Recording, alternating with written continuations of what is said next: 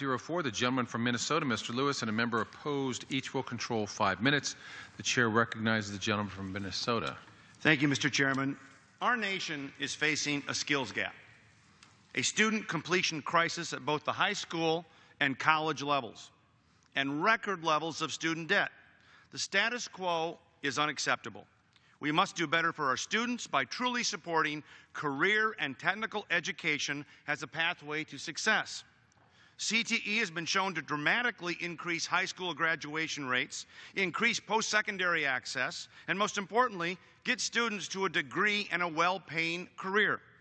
More than 75% of CTE concentrators pursued post-secondary education shortly after high school, and 4 out of 5 students earned a credential or were enrolled 2 years later. Dual enrollment allows high school CTE students to earn college credit and significantly increase their likelihood of pursuing and completing college, all the while saving their families money.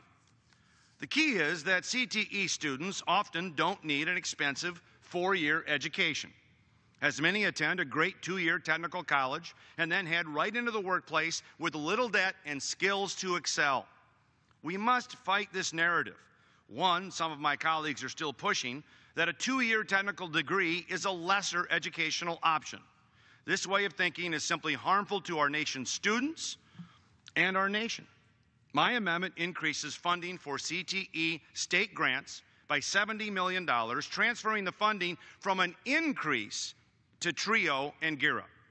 It does not cut funding to TRIO and Gear Up, but continues funding these programs at FY17 levels, the highest funding levels in program history.